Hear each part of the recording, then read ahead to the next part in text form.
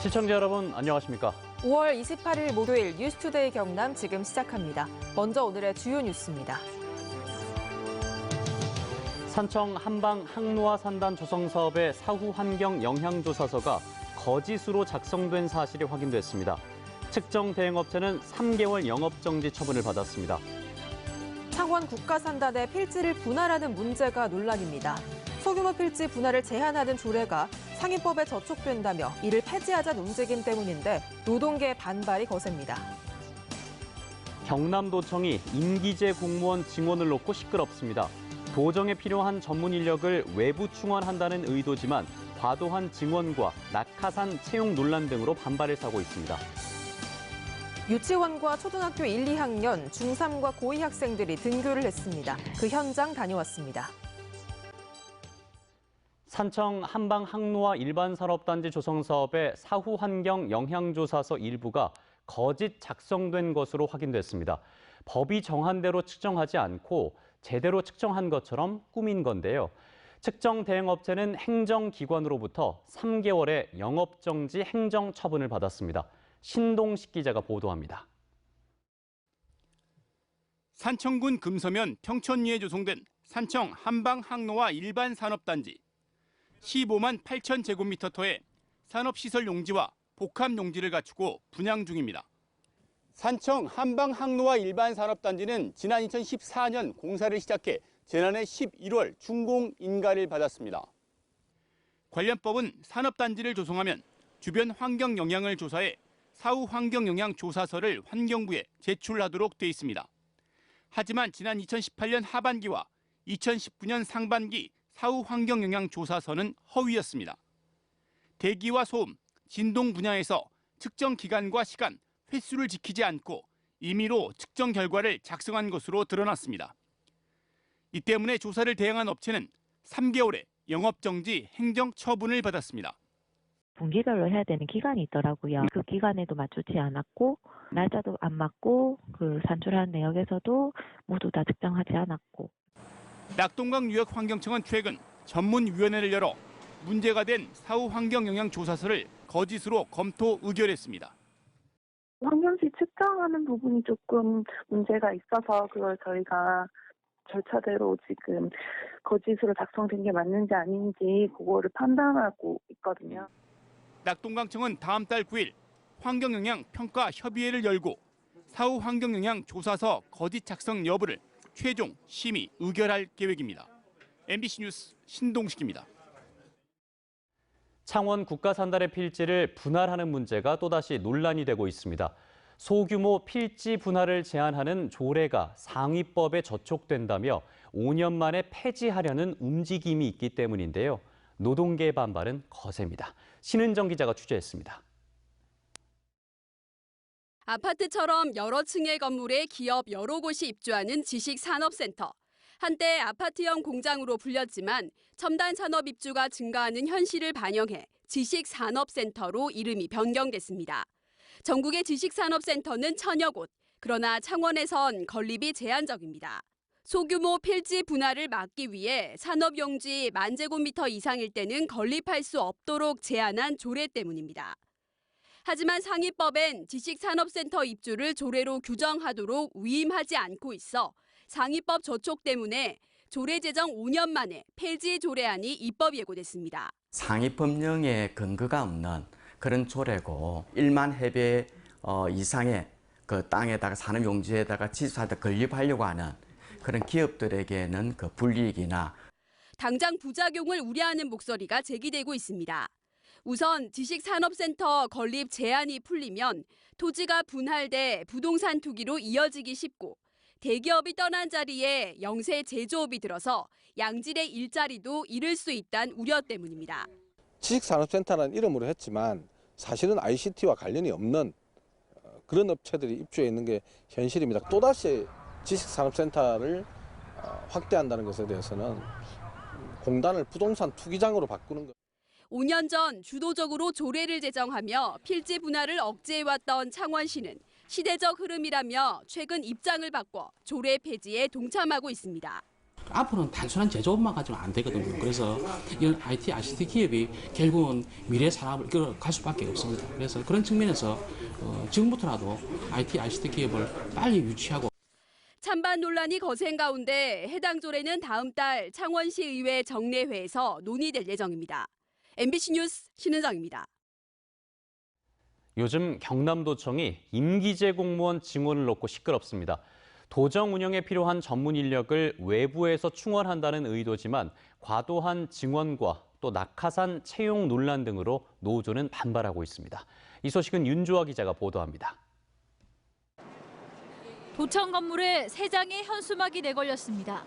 경상남도 공무원 노조가 김경수 도지사에게 항의 차원에서 내건 것으로 지사 취임 당시 환영 성명을 낼 정도로 힘을 실어주던 것과는 대조적인 모습입니다. 발단은 김경수 도정 들어 임기제 공무원이 크게 늘어난 데 있습니다. 도 임기제 공무원 정원은 2017년 69명에서 김 지사 취임 직후 84명, 지금은 121명으로 취임 2년 만에 40% 이상 늘었습니다. 전체 공무원 대비 임기제 비율은 규모가 큰 서울, 경기를 제외하면 타 시도에 비해 높은 편입니다. 전문 지식이나 특수성이 요구되는 업무를 위해 임기제 공무원을 채용할 수는 있지만 이들 가운데 일부는 김 지사 선거 캠프나 사회단체 출신으로 자기 사람 심기를 위한 채용이 아니냐는 게 노조의 비판입니다. 임기제 공무원이 이제 일반 공무원이 하지 못하는 일을 할 수 있는 그런 영역이라면 충분히 이해합니다. 그런데 이제 정치적인 맥락으로 말하자면 낙하산 인사 이런 형식으로 들어오는 임기제가 점점 많아져서 승진을 먹고 사는 공직사회의 상대적 기회를 박탈해 직원들의 사기를 떨어뜨리고 경력에 비해 과한 직급 채용 논란도 나옵니다. 이에 대해 경상남도는 임기제 공무원이 늘어나는 것은 행정 서비스의 질을 높이기 위한 전국적인 추세라고 밝혔습니다. 임기제하고 일반 직업 공무원들이 서로 경쟁하는 관계가 아니거든요. 서로 보완하면서 이제 행정 서비스 질을 높이는 건데.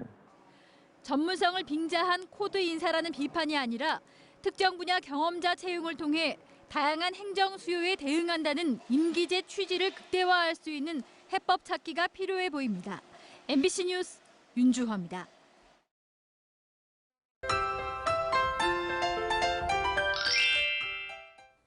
오늘 아침은 어제보다 서늘한 출근길이 되겠습니다.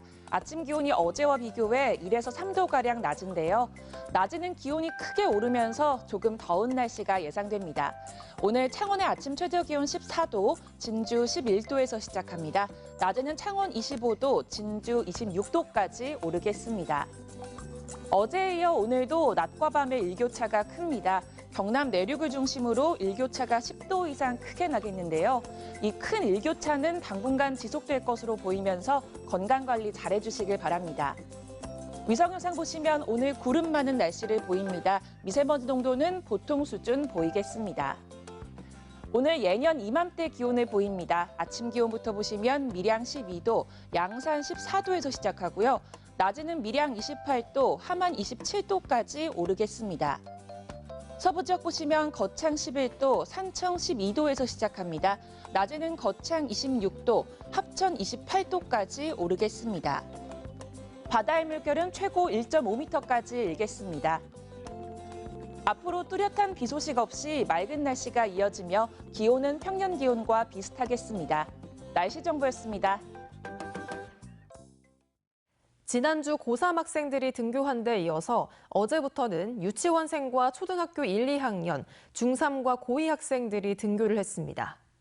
학생들의 설레는 마음과 동시에 부모들은 혹시 모를 감염 우려에 불안한 마음을 감추지 못했습니다. 서창호 기자가 현장 다녀왔습니다. 초등학교 교문 앞이 오랜만에 떠들썩합니다. 얼굴에 꼭 맞는 마스크에 얼굴 가리개까지 조심스러운 첫 등교길이지만 마냥 즐겁습니다. 지금은 코로나가 유행이잖아요. 혹시나 침이 튈까 봐 입었네요. 그래. 마스크는 기본이고요. 오늘 친구들 처음으로 봤잖아. 기분이 좀 어때? 좋아요. 학교 안으로 들어서자마자 시작된 거리두기. 한 명씩 먼저 가고. 한 명씩 차례대로 열화상 카메라 앞에 서서 체온을 측정합니다. 교실에서도 그리고 급식소에서도 까다로운 방역 수칙 준수가 강조됐습니다. 마스크를 끼고 너무 힘들 때는 참지 말고 선생님한테 손을 탁 들어주세요. 이 학교는 만약의 감염 가능성에 대비해 교실에 있는 책장을 밖으로 빼고 책상 간격을 이렇게 1m씩 띄웠습니다. 급식실엔 칸막이가 설치됐고 학생들은 지그재그로 앉아 밥을 먹었습니다. 수업 시간을 조정하여서 자기 반 외에는 만나지 않도록 하였고 등교 시간을 또 조정하여서 학년 군별 외에는 또 만나지 않도록. 하지만 혹시 모를 감염 우려에 학부모는 걱정을 감추지 못했습니다. 수업을 원하는 건 아니기 때문에 하수시 보내는데 지금이라도 그냥 안 보내고 싶어요, 사실은. 특히 마스크 착용이 사실상 쉽지 않은 점심시간에 비말 감염이 걱정된다며 아예 급식을 포기하는 학부모도 잇따랐습니다. 급식을 하게 되면 마스크를 벗고 그렇게 하면 또 애들이 어리다 보니까 말을 할 수밖에 없잖아요. 그럼 비말 감염이다 보니까 그게 좀 걱정이 돼서 그냥 차라리 집에서 먹는 게 더 나을 것 같아서. 한편 경남교육청은 학생 수가 많은 도내 초중고등학교의 경우 학부모의 의견을 들어 격일제 등교와 원격 수업을 병행하는 등 다양한 방안을 적용하고 있습니다. MBC 뉴스 서창우입니다. 한편 어제 도내 등교 대상자인 유치원생과 초등학교 1, 2학년, 중3과 고2 등 모두 16만 7천여 명 가운데 13만 5천여 명이 등교해 약 81%의 출석률을 기록했습니다. 경남교육청에 따르면 대상자 가운데 등교 전 발열 체크로 등교가 중지되거나 등교했다 귀가한 학생은 516명이며 교외 체험학습을 신청한 학생은 1,604명인 것으로 집계됐습니다. 전국 최초로 토종 돌고래인 상괭이 보호구역으로 지정된 고성에서 상괭이 보호와 더불어 지속 가능한 발전 방안을 찾는 자리가 마련됐습니다. 부정석 기자가 취재했습니다. 청정바다가 펼쳐진 고성군 자란만입니다. 지난 2016년 상괭이 10마리가 동시에 관찰될 정도로 남해안 주요 상괭이 서식지 가운데 한 곳입니다. 토종 돌고래인 상괭이는 취약 단계의 멸종 위기종입니다. 지난 10년 동안 이곳에서 상괭이 발견 보고 사례만 모두 28건으로 개체 수도 꾸준히 증가하고 있는 것으로 확인됐습니다. 지난해 12월 전국 최초로 고성군 하이면과 덕호리, 덕명리로 이어지는 210헥타르, 축구장 294개 정도 크기의 해상이 상괭이 해양생물 보호구역으로 지정됐습니다. 상괭이 보호뿐만 아니라 지역 발전을 위한 상생 방안을 논의하는 자리가 마련됐습니다. 상괭이가 출현하는 지역은 굉장히 보호하는 활동을 우리가 벌여야 될 것이고요. 그리고 밖에 나와서 우리 지역 주민들이 거주하는 곳은 최대한 외부에서 오신 관광객들이 거기서 생태 관광을 할 수 있는. 우선 고성군은 해수부와 환경부, 경상남도와 인근 지자체가 참여하는 정책 협의체를 구성할 계획입니다. 또 상괭이 브랜드로 농수산물을 개발해 판매금 1%를 다시 해양 환경에 투자하는 착한 소비 운동도 추진합니다. 하늘과 수중에서 드론으로 상괭이를 만나는 친환경 생태 관광, 생태 해설사 양성. 고성군은 유엔 환경총회 등을 유치하고 상괭이 보호구역을 세계자연유산으로 등재할 계획입니다. MBC 뉴스 부정석입니다. 경상남도가 지난달 23일 첫 지급한 경상남도 긴급재난지원금이 빠른 속도로 시장에 풀리고 있습니다. 경상남도는 지난달 23일부터 이달 22일까지 한 달간 경남형 긴급재난지원금 지급액과 소비액을 분석한 결과 지급 대상 가구의 89%가 수령했고 지급액의 74%인 1,302억 원이 시중에 소비됐다고 밝혔습니다. 업종별론 동네마트와 편의점 등 유통업에서의 사용이 42%로 가장 많았고 일반 음식점 19%, 정육점과 첨가물 구입 등이 7.5%였습니다. 경상남도는 창원시와 함께 원전 산업 생태계 유지와 에너지 신산업 분야 기업 지원을 위해 정부가 조성하는 에너지 혁신성장 펀드 1호에 참여한다고 밝혔습니다. 에너지 혁신성장 펀드는 약 305억 원 규모로 출자금이 약정돼 앞으로 8년간 운용되는데 결성 금액의 50% 이상은 국내 원전 관련 중소 벤처 중견 기업에 투자됩니다. 농식품부와 경상남도, 진주시와 혁신도시 공공기관이 어제 진주시청에서 공공기관 급식의 로컬푸드 공급을 활성화하기 위한 간담회를 가졌습니다. 이번 간담회에서 진주시는 진주형 지역 먹거리 선순환 체계 구축을 위한 먹거리 통합 지원센터 설치 계획을 설명하고 구내식당을 운영하는 9개 혁신도시 공공기관이 지역 농산물 이용을 확대하도록 다양한 시책을 추진하겠다고 밝혔습니다. 인공지능 산업을 육성하고 지원하는 조례가 전국 지자체 가운데 처음으로 창원시에서 제정돼 공포 시행됩니다. 창원시는 관련 조례에 따라 인공지능 전문가로 구성된 인공지능 추진협의회를 구성하고 오는 7월엔 한국전기연구원에 창원 인공지능 연구센터를 개소하는 등 인공지능 산업의 체계적인 육성과 지원을 해나갈 계획입니다. 경남 스포츠 산업을 육성하는 거점이 될 스포츠 산업 육성 지원센터가 창원 마산대학교에 개소했습니다. 마산대 다목적홀 미래관에 문을 연 지원센터는 마산대가 보유한 각종 스포츠와 재활 장비를 무상으로 활용하며 3개 팀의 외부 전문가 11명이 참여해 스포츠 산업 관련 기업 창업 지원에 나섭니다. 지난 2016년 경상대학교와 한국토지주택공사가 대학 협력형 행복주택을 건설하기로 한 가운데 어제 경상대학교에서 설계 착수 보고회를 열었습니다. 착수 보고회에서는 대학 협력형 행복주택 사업 소개를 비롯해 추진 현황과 행복주택 설계안을 공유했으며 오는 2023년 3월 150가구 입주를 목표로 향후 일정을 추진하기로 했습니다. 거창군이 지난 2009년 이후 11년 만에 전체 사과 재배 농가를 대상으로 재배 종류와 시설, 유통 현황 등을 조사합니다. 거창군은 해마다 읍면 단위 행정조사에 한계가 있고 실제 재배 면적과 통계에 오차가 발생했다며 품목과 규모별 맞춤 사과 정책 수립과 거창 사과 지도 제작에 활용할 예정입니다. 지리산과 섬진강 일원에서 생산한 햇 하동 매실의 출하가 시작됐습니다. 하동군은 개화기 저온 피해로 매실 수확량이 작년보다 줄어들 것으로 보이지만 씨알은 튼튼하고 빛깔이 좋다고 밝혔습니다. 국내 매실 주산지인 하동에선 1,200여 농가가 2,460여 톤의 매실을 출하합니다.